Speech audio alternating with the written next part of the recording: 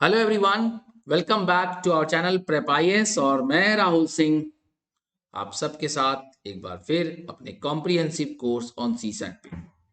और आज जो हमारा टॉपिक है वो बहुत ही इजी, बहुत ही छोटा टॉपिक है जिसका नाम है sequence and formation.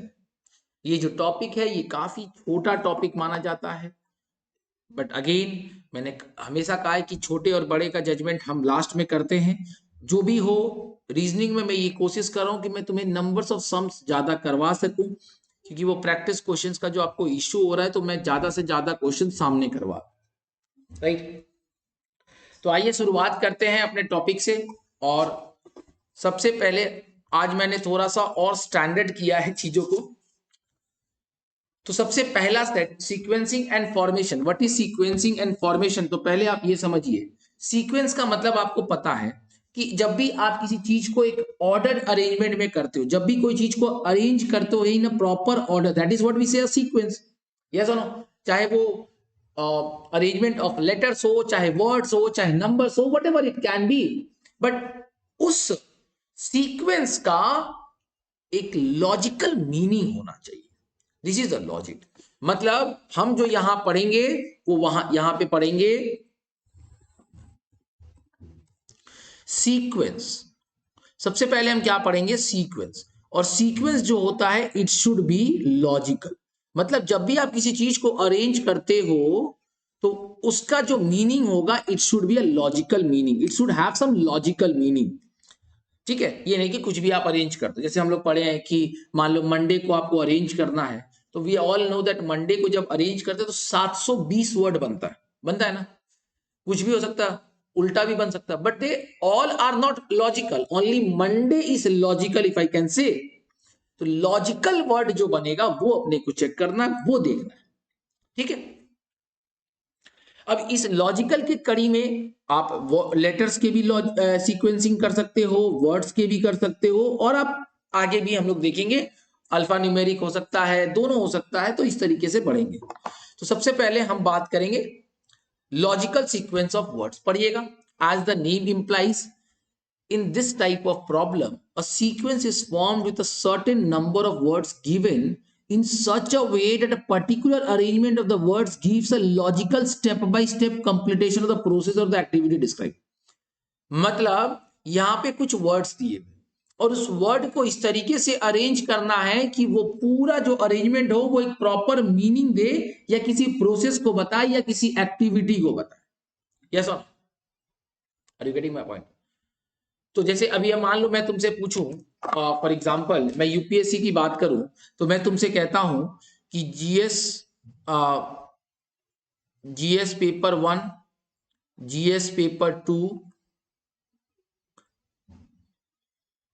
Mains, optional, interview और लबास। ठीक है, बताइए।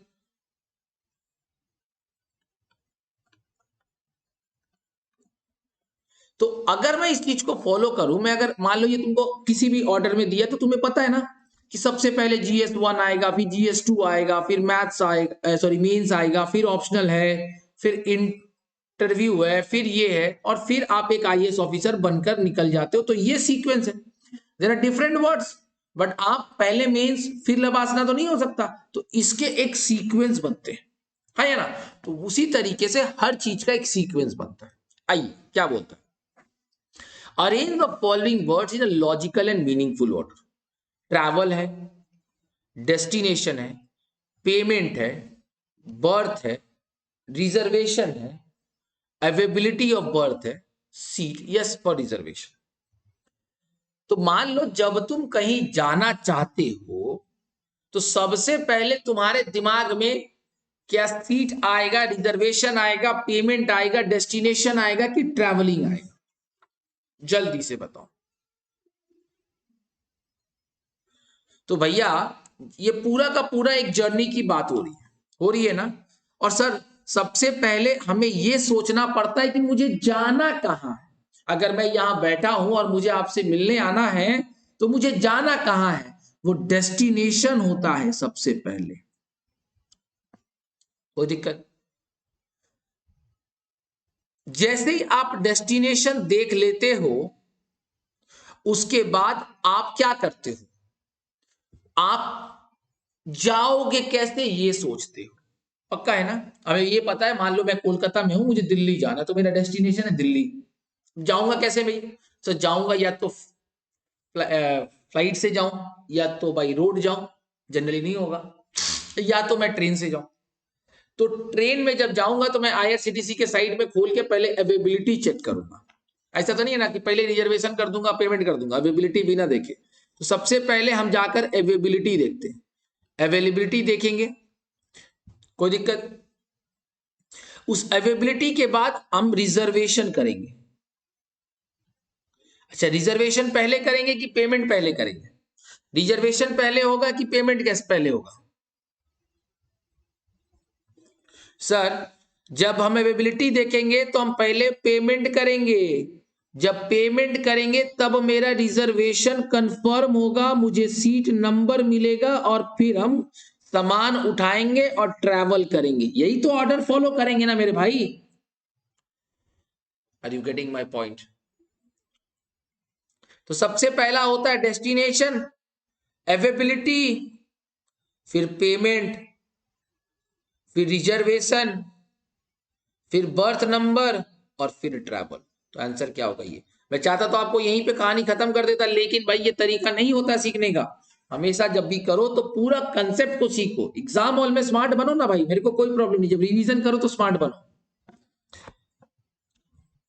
ओके, अभी arrange the following words in logical and meaningful order wise. तो भाई मेरे इसमें सबसे बड़ा क्या है सर? सबसे बड़ा होता है देश, और इसी कंट्री के अंदर में होता है फॉरेस्ट, और इसी फॉरेस्ट के अंदर में होता है ट्री, इसी ट्री से निकलता है वुड, और इसी वुड से बनता है फर्नीचर। भाई ये तो तुम सब जानते हो। तो लॉजिकल क्या हुआ इसमें? 1, 3, 5, 4, 2। So the answer is this. Simple है मेरे भाई। अभी समझ में आ रहा है मैं क्या बोलना चाह रहा हूं? Okay sir. अभी फॉर एग्जाम्पल ये जो कंसेप्ट है, ये formation of words. In word formation a main word is given. अच्छा, मैं इस पे एक सम्स और दिखा देता हूं, अगर आपको तकलीफ है तो। मान लो मुझे आपको लगता है इस पे अगर कुछ एक कंसेप्चुअली एक सम्स और दिखाना चाहिए, तो मैं जैसे दिखा देता हूं, आंध्र प्रदेश यूनिवर्स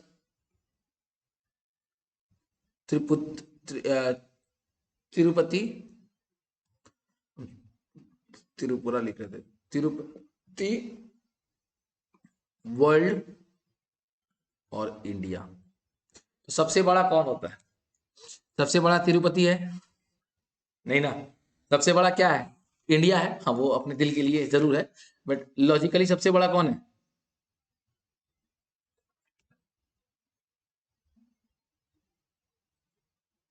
जल्दी से बोलो।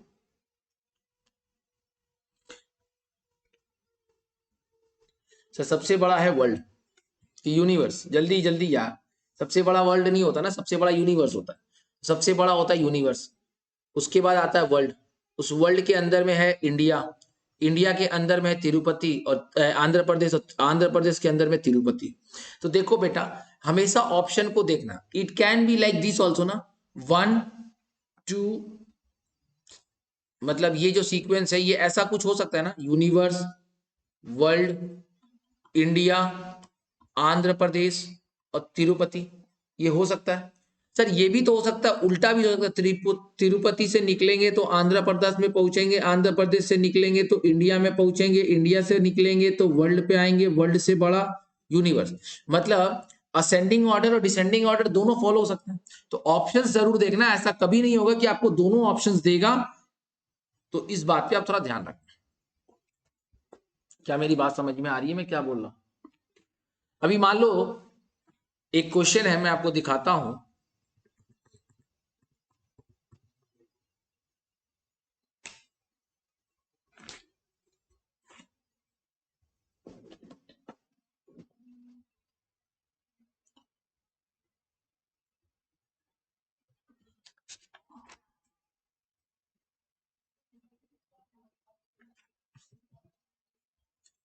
आइए, meaningful order of the following: police, punishment, crime, जज, डिसीजन। तो सबसे पहले कौन आएगा?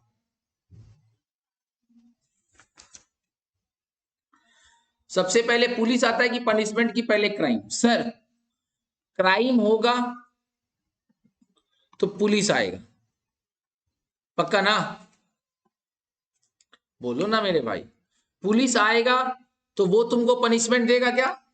सर वो तो हल्का फुल्का पनिशमेंट देगा, उस पनिशमेंट का कोई नियम नहीं होता, और पुलिस कभी कोई डिसीजन नहीं देगा। पुलिस तुमको पकड़ेगा, कहां लेकर जाएगा? जज के पास लेकर जाएगा। जज तुमको पहले पनिशमेंट देगा कि पहले डिसीजन देगा? सर पहले वो डिसीजन देगा, बोलेगा तुमको ये सजा होगा और अब तुम उस पनिशमेंट को करोगे। समझ में आ रहा है? तो ऑर्डर क्या हुआ? 3, 1, 4, 5 और 2। तो मेरे भाई यहां पे तो कोई भी ऑर्डर ऐसा नहीं है, तो आंसर होगा नन ऑफ दिस। इसमें तो कोई तोड़ा नहीं है ना भाई। ये ऑर्डर आपको समझ में आ रहा है? पहले क्राइम होगा, फिर पुलिस आएगा, पुलिस जज के पास लेके जाएगा, जज डिसीजन देगा, तब पनिशमेंट होगा। कोई भी ऑर्डर को आप ब्रेक नहीं कर सकते।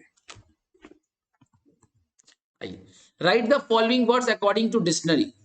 इन्वेंट्री इन, अच्छा डिक्शनरी वाला अभी हम लोग नहीं पढ़ रहे, बाद में पढ़ेंगे।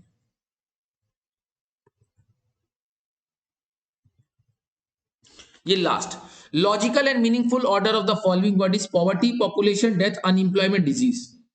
जल्दी से बताओ, इसमें सबसे पहला क्या होगा? मीनिंगफुल ऑर्डर क्या होगा? सबसे पहले पॉपुलेशन आता है ना मेरे भाई, कि पहले डिजीज आता है? सर पॉपुलेशन आता है। अच्छा, आबादी से सबसे पहले गरीबी आता है कि बेरोजगारी आता है? पहले अनएम्प्लॉयमेंट की पॉवर्टी? जल्दी जल्दी भैया, गरीबी पहले नहीं आता। जब लोगों को नौकरी नहीं मिलता तो गरीबी आता है, तब पॉवर्टी आता है। जो एम्प्लॉयमेंट है, मतलब अपने पॉपुलेशन का एक हिस्सा जो एम्प्लॉयड है उसके अंदर पॉवर्टी नहीं है, अनएम्प्लॉयमेंट से पॉवर्टी होता है। तो पॉपुलेशन के बाद आता है अनएम्प्लॉयमेंट, अनएम्प्लॉयमेंट के बाद आता है पॉवर्टी। पॉवर्टी जब गरीबी होगा तो तुम्हें बीमारी होता है और तुम अल्टीमेटली ऊपर भगवान के पास चले जाते हो, डेथ हो जाता है। ऑर्डर को फॉलो करेंगे, 2, 4, 1, 5, 3। आ गया, पहला ही ऑप्शन है 2, 4, 1, 5, 3। Clear to all? सिंपल है मेरे भाई। भाई ये सब यूपीएससी पीएससी क्वेश्चन है, ये जितने भी क्वेश्चन मैं करवा रहा हूं सब पीएससी क्वेश्चन।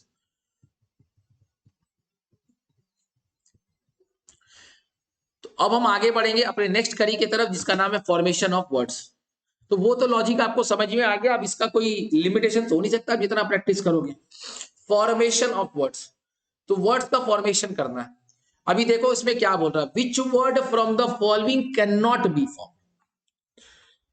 तो भैया मेरे पास अगर ये शब्द है और तुमको बोले कि SUC बनाना, तो S है सर, हाँ है, U है, हाँ है, C है, हाँ है, T है, हाँ है, I भी है, O भी है, N भी है, ये वर्ड तो बन सकता है।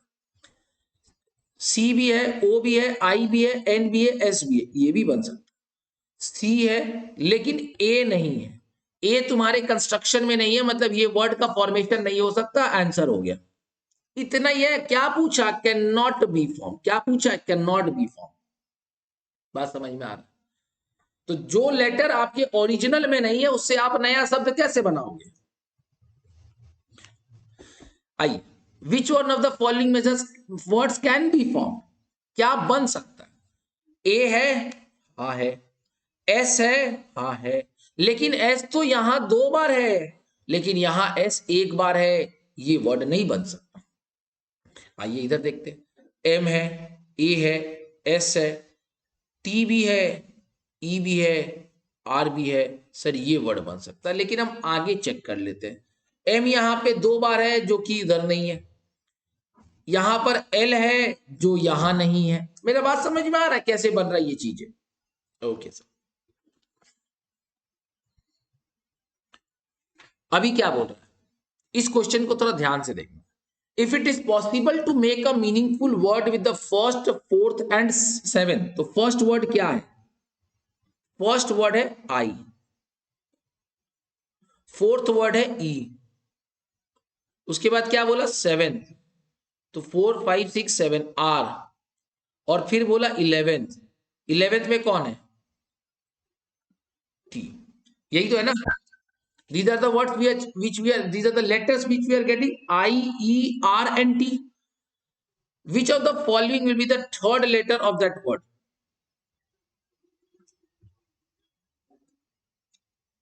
If it is possible to make a meaningful word with the first, fourth and seventh of the word, which of the following will be the third letter of that word? तो third letter of the word क्या बनेगा वो तो बात की चीज है, ठीक है।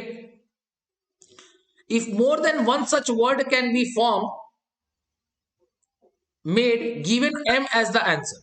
अगर, अच्छा पहले तो ये बताओ कि इन चारों से तुम क्या क्या शब्द बना सकते हो। तो इन चारों से एक शब्द बन सकता है तुम्हारा राइट, इनसे एक शब्द बन सकता है टायर, और तो कुछ नहीं दिख रहा हमको।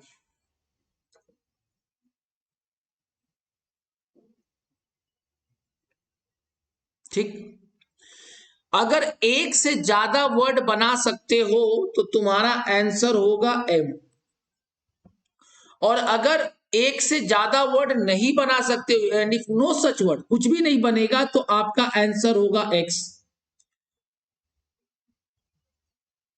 और अगर ये पता है कि तुम्हारा थर्ड लेटर में कौन होगा फिक्स्ड है, तो थर्ड लेटर में तो टी भी हो सकता है, आर भी हो सकता है, यानी ये दोनों ऑप्शन होगा, तो ये चीज नहीं हो सकता।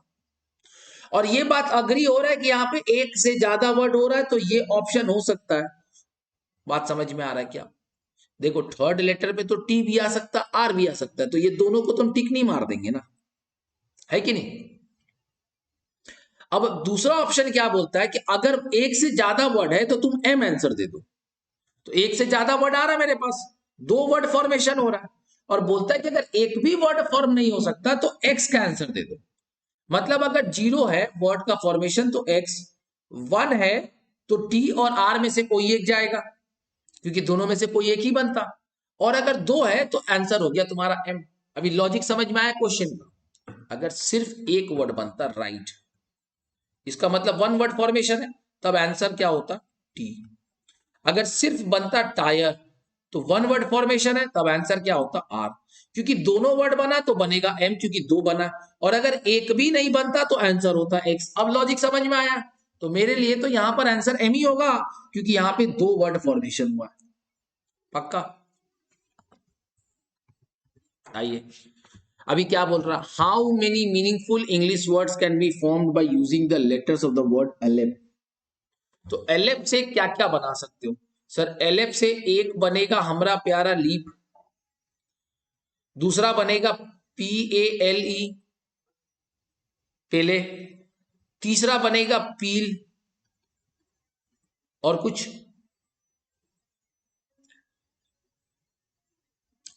और तो कुछ नहीं दिख रहा है, तो आंसर क्या होगा 3। तो इसमें क्या ही बताना है मेरे को। अभी word formation by unscrambling the letters, तो इसको जंबल्ड वर्ड में दिया रहता है, जंबल्ड ऑर्डर में, उसको हमको ऑर्डर वाइज फॉलो करना पड़ता है। क्या बोल रहा है? Select the combination of numbers so that the letters arranged will form a meaningful word. अभी पहले तो आप इससे एक मीनिंगफुल वर्ड बनाइए, तो इससे आपका क्या एक मीनिंगफुल वर्ड बन सकता है? ये बचपन में हम पढ़े थे, बताओ, जंबल वर्ड्स। तो क्या बनेगा? सबके दिमाग में आएगा ब्रांच। अभी ब्रांच किस ऑर्डर में है? देखो जब तुमको तकलीफ हो कि नहीं बन रहा है, ध्यान से सुनना, तो 2 से जाओ। सबसे पहले अगर 2 रखे तो 2 से क्या, n से क्या वर्ड बनेगा? मतलब ना, अगर तुमको ये वर्ड दिमाग में नहीं आ रहा है, एक तरीका तो ये है कि तुम्हारे दिमाग में वर्ड आ गया तो तुम उससे बोल दिए 6 3 5 2 4 1, ये तरीका। सर हमसे वर्ड नहीं बन रहा, हम कमजोर है, नहीं हो पा रहा, प्रेशर बहुत है, कोई बात नहीं, 2 के जगह पे वर्ड रखो n, 5 के जगह पे वर्ड रखो a, 3 के जगह पे वर्ड रखो r, 4 के जगह पे वर्ड रखो c, 1 के जगह पे रखो h, और 6 के जगह पे रखो b। ऐसा कोई शब्द नहीं होता, समय लग जाएगा, मजबूरी है मेरे पास, ठीक है। आइए अभी डिक्शनरी के हिसाब से फॉलो करना, अरेंजमेंट अकॉर्डिंग टू डिक्शनरी। ये इंटरव्यू में भी क्वेश्चन पूछा जाता है कि कौन से शब्द पहले आते हैं।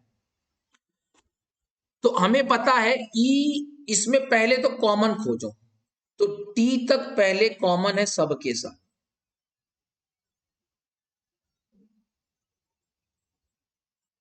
पक्का ना? अब बताओ सबसे पहले कौन आएगा? इसके आगे कुछ नहीं है तो ये सबसे पहले आएगा। अभी आर है, ओ है, आर है, तो ओ पहले आता है यानी ये सेकंड होगा। अब आर और आर मिल गया तो ओ और आई में पहले कौन आएगा?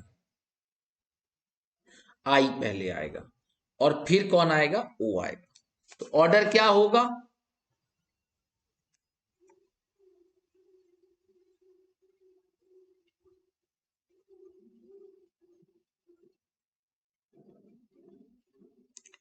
इलेक्टर, इलेक्ट्रिक और इलेक्ट्रोड। तो ये समझ में आ रहा है आपको? ये समझ आता ही है, बट फिर भी एक प्रैक्टिस कमांड करने के लिए। अभी जैसे यहां पे बोला है कि इसमें से कौन से वर्ड को पहले डालना है, arrange the given words as per their order in the dictionary. तो वर्ड में ई तो पहले है, अभी ये एल है, ये वी है, ये एन है और एन है। तो सबसे पहले कौन आता है? ई आता है, ई एल आता है, मतलब पहला ऑर्डर तो वन होगा। ये बात क्लियर हो गया कि इसमें से और इसमें से कोई जीतेगा, है कि नहीं? उसके बाद थ्री होगा, ये हमको पता चल गया, फिर भी हम चेक कर लेते। तो एल के बाद आता है एन यानी थ्री होगा। अच्छा सर, ये एन में दो दो है, ये भी है, ये भी है। तो एन के बाद वाले वर्ड को देखेंगे, यहां पर एल है, यहां पर ओ है, यानी ये पहले आएगा फिर ये आएगा। तो वन, थ्री, फोर, और लास्ट में होगा इवेलुएट। तो आंसर होगा 1342। तो इसमें तो कुछ ऐसा नहीं है विशेष करके कुछ बताने का नहीं है कि क्या पहले आएगा, है कि नहीं? लास्ट क्वेश्चन हम लोग करेंगे। Write the following words according to dictionary. Dictionary के हिसाब से आपको सीक्वेंस बनाना है। तो आई सब में है, एन सब में है, वी सब में है।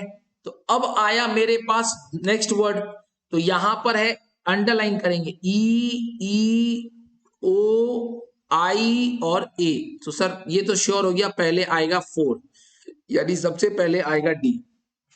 ये बात सबको पता है, सबको पता है। ओके, ए के बाद कौन आता है? ई आता है, लेकिन इस दोनों में जंग है, जंग में जीतेगा ये, क्योंकि ई के बाद एन है और यहां ई के बाद एस है। तो डी के बाद आएगा ए और ए के बाद आएगा ई। यहां तक कोई दिक्कत? अब इस दोनों में जाएंगे तो ओ पहले आएगा कि आई पहले आएगा? सर आई पहले आएगा और ओ बाद में आएगा, तो आंसर होगा D A E C B, D A E C B, simple as that. So आपको मेरी बात समझ में आ रही है कैसे सम्स हो रहा है? Which word can be constituted with the help of the following letters? A, A, D, E, F, G, R, S, U. तो कौन से लेटर्स का फॉर्मेशन हो सकता है इससे? तो बेटा ये तो बड़ा सिंपल है, जो वर्ड सब में कॉमन मिल जाएगा वही आंसर है। तो इसमें बताने का तो है ही नहीं कुछ। अब देखो ना, ए, ए, तो ए मतलब खोज लो ना यार, इसमें तो कुछ बताने का नहीं है। यहां पर एफ नहीं है, यहां पर एफ है, जो तुमको नजर में पहले आए वही बना दो, ठीक है? Which word from the following can not be formed with the use of the word administration?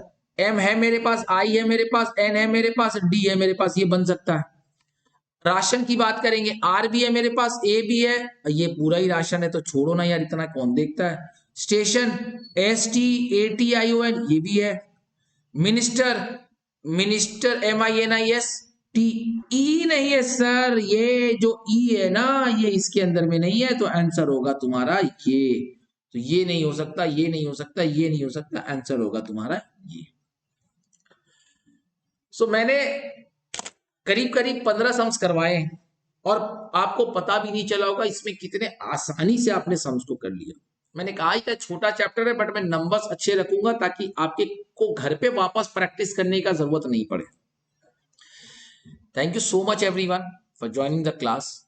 I hope you all are enjoying the class. Please do like, share and subscribe our channel. Thank you so much for your love and support. आपने जो प्यार दिया है उसके लिए बहुत बहुत धन्यवाद। ऐसे ही प्यार देते रहे। Bye bye.